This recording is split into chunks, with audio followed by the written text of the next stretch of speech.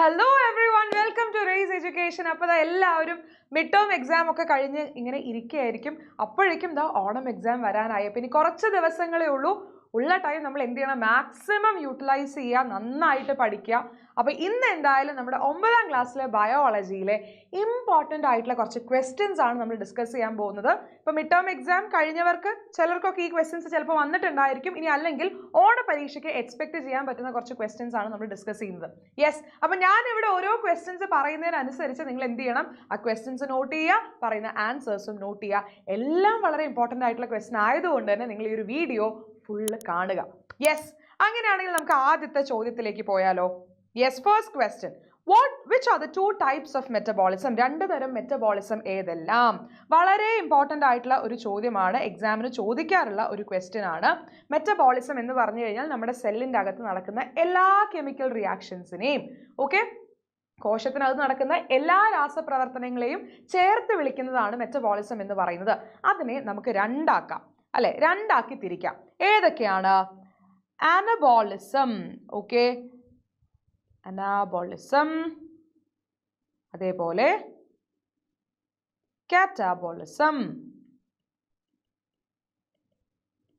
അങ്ങനെ നമുക്ക് രണ്ടാക്കി തിരിക്കാം.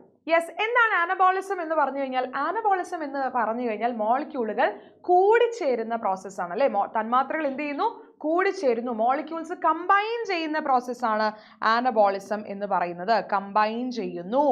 യെസ്, അങ്ങനെയാണെങ്കിൽ കാറ്റബോളിസം എന്ന് പറയുന്നത് എന്താണ്? ബ്രേക്ക് ഡൗൺ ചെയ്യുന്നു, അല്ലെ? വിഘടനം, തന്മാത്രകളുടെ വിഘടനം അഥവാ മോളിക്യൂൾസിന്റെ ബ്രേക്ക് ഡൗൺ. മോളിക്യൂൾസിന്റെ ബ്രേക്ക് ഡൗൺ, അതാണ് എന്ത്? കാറ്റബോളിസം എന്ന് പറയുന്നത്. അപ്പോൾ രണ്ടിനും എക്സാമ്പിൾസ് ചോദിക്കും. അപ്പോൾ എക്സാമ്പിൾസ് ചോദിക്കുന്ന സമയത്ത് നിങ്ങൾക്ക് ഈ പറയുന്ന പോലെ തന്നെ, ഇപ്പോൾ പ്രോട്ടീൻ എന്ന് പറയുന്നത് ബ്രേക്ക് ഡൗൺ ചെയ്തിട്ട് അമിനോ ആസിഡുകളായി മാറുന്നു എന്ന് പറയുമ്പോൾ ഇത് കാറ്റബോളിസത്തിന് എക്സാമ്പിളായി. ഇനി അമിനോ ആസിഡുകൾ കൂടി ചേർന്ന് പ്രോട്ടീൻ ഉണ്ടാവുന്നു എന്ന് പറഞ്ഞാലോ അത് അനബോളിസമായി. ഓക്കെ, അപ്പോൾ നമുക്ക് സെയിം എക്സാമ്പിൾ തന്നെ എഴുതാം. അതല്ല എന്നുണ്ടെങ്കിൽ നിങ്ങൾക്ക് ഫോട്ടോസിന്തസിസ് എഴുതാം. ഇപ്പോൾ കമ്പൈൻ ചെയ്ത് മോളിക്യൂളുകൾ കമ്പൈൻ ചെയ്തിട്ട് ഗ്ലൂക്കോസ് ഉണ്ടാവുന്നു, അല്ലേ? ഈ പറയുന്ന പോലെ തന്നെ വാട്ടറും അതേപോലെ തന്നെ കാർബൺ ഡൈ ഓക്സൈഡും രണ്ടും കൂടി കമ്പൈൻ ചെയ്തിട്ട് നമുക്ക് ഗ്ലൂക്കോസും ഓക്സിജനും കിട്ടുന്നു എന്നുള്ള ആ ഒരു റിയാക്ഷൻ വരുന്നുണ്ടല്ലോ. അവിടെ നിങ്ങൾക്ക് എന്ത് എഴുതാം? അതും നിങ്ങൾക്ക് ഈ പറയുന്ന പോലെ തന്നെ ആനബോളിസത്തിന് എക്സാമ്പിൾ ആയിട്ട് എഴുതാം. പ്രോട്ടീൻ്റെ എക്സാമ്പിൾ നിങ്ങൾക്ക് കാറ്റബോളിസത്തിലും എഴുതാം. രണ്ട് എഴുതിയാലും ശരിയാണ് കേട്ടോ. ഇത് ഇമ്പോർട്ടൻ്റ് ആയിട്ടുള്ള ക്വസ്റ്റൻ ആണ്. 2 മാർക്സിന് ചോദിക്കും.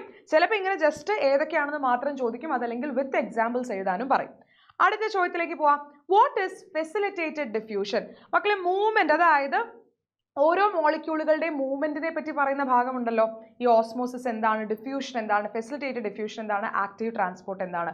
ഈ 4 എണ്ണവും പഠിക്കാതെ എക്സാമിന് പോകണ്ട. വളരെ ഇമ്പോർട്ടൻ്റ് ആയിട്ടുള്ള ഭാഗങ്ങളാണ്. എക്സാമിന് ഉറപ്പായിട്ടും അവിടെ നിന്നൊരു ക്വസ്റ്റ്യൻ ഉണ്ടായിരിക്കും. യെസ്, അപ്പോൾ നമ്മളോട് ഇവിടെ ചോദിച്ചിരിക്കുന്നത് വാട്ട് ഈസ് ഫെസിലിറ്റേറ്റഡ് ഡിഫ്യൂഷൻ എന്നാണ്. അപ്പോൾ സാധാരണഗതിയിൽ ഫെസിലിറ്റേറ്റ് ചെയ്യുക, അല്ലെങ്കിൽ നമ്മളൊരു സാധനം, ഒരു ഫെസിലിറ്റി ഒരുക്കി കൊടുക്കുക എന്ന് പറഞ്ഞാൽ എന്താ? ഒരുക്കി കൊടുക്കുക പറഞ്ഞാൽ നമ്മളൊരു സാധനം ഈസി ആക്കി കൊടുക്കുക, അല്ലേ? ഒരു സാധനം ഈസി ആക്കി കൊടുക്കുന്നു. അപ്പോൾ ഫെസിലിറ്റേറ്റഡ് ഡിഫ്യൂഷനിൽ ഡിഫ്യൂഷൻ പോലെ തന്നെയാണ്. എന്താ ഡിഫ്യൂഷനിൽ നടക്കുക?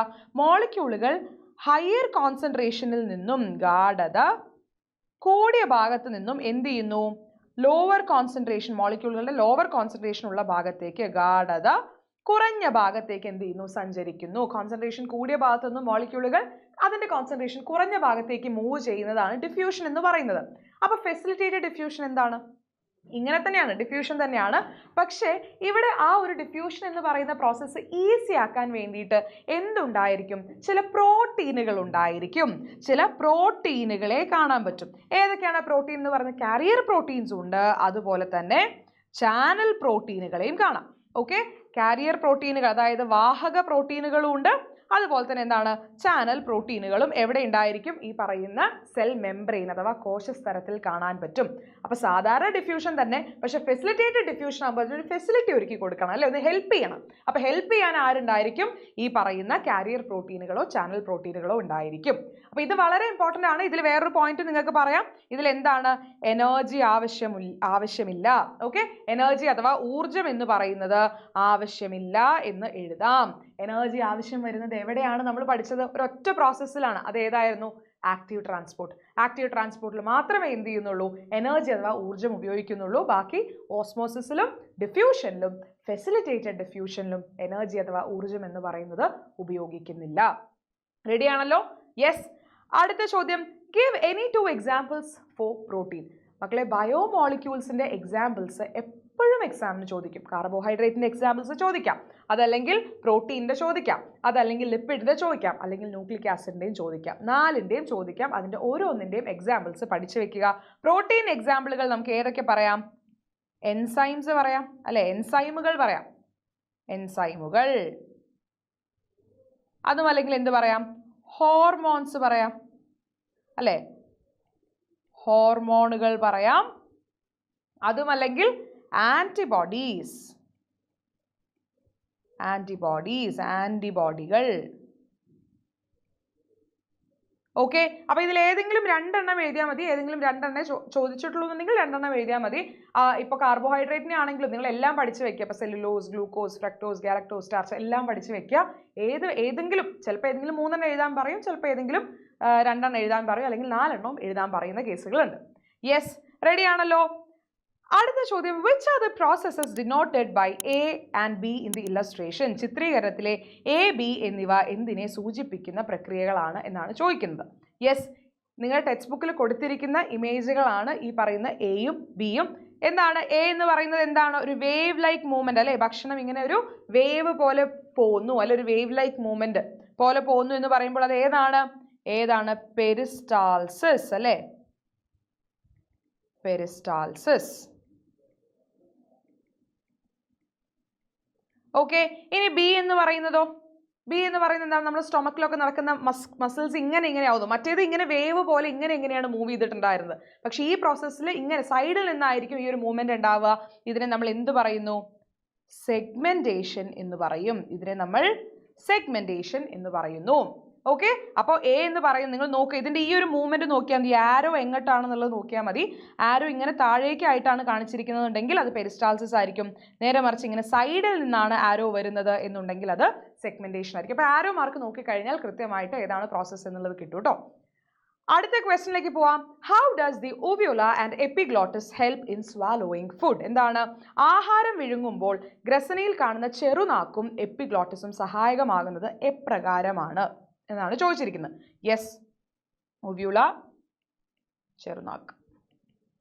അപ്പൊ എങ്ങനെയാണ് ഹെൽപ്പ് ചെയ്യുക? ഇവിടെ കൊടുത്തിട്ടുണ്ട്. ഇതാണ് നമ്മുടെ ഉവ്യൂള, ഇതാണ് ഉവ്യൂള എന്ന് പറയുന്നത്, ഇതാണ് നമ്മുടെ എപ്പിഗ്ലോട്ടിസ് എന്ന് പറയുന്നത്. അപ്പൊ ഇവരെങ്ങനെയാണ് ഹെൽപ്പ് ചെയ്യുന്നുണ്ടായിരിക്കുക? ഉവ്യൂള എന്ന് പറയുന്നത് നമ്മൾ ഭക്ഷണം കഴിക്കുന്ന സമയത്ത് നിങ്ങൾക്ക് വായ തുറന്നു കഴിഞ്ഞു കഴിഞ്ഞാൽ നിങ്ങൾക്ക് ഈ കണ്ണാടിയുടെ മുമ്പിലൊക്കെ പോയി നിന്ന് നോക്കിക്കഴിഞ്ഞാൽ കാണാം ഒരു ചെറിയൊരു നാക്ക് പോലെയുള്ള സ്ട്രക്ചർ ഇങ്ങനെ താഴേക്ക് നിൽക്കുന്നത്. അതാണ് നമ്മുടെ ചെറുനാക്ക് അല്ലെങ്കിൽ ഉവ്യൂള എന്ന് പറയുന്നത്. നിങ്ങൾ ഭക്ഷണം കഴിക്കുന്ന സമയത്ത് നിങ്ങളുടെ ഫുഡ് നേസൽ ക്യാവിറ്റി, ഓക്കെ, നിങ്ങളുടെ ഫുഡ് എന്ന് പറയുന്ന നേസൽ ക്യാവിറ്റി അല്ലെങ്കിൽ നാസാഗഹ്വരത്തിലേക്ക് പോകാതിരിക്കാൻ ഞാൻ വീണ്ടും ട്രക്ക് ചെയ്യാൻ തന്നെയാണ് പറയുന്നത്. Okay, nasal cavity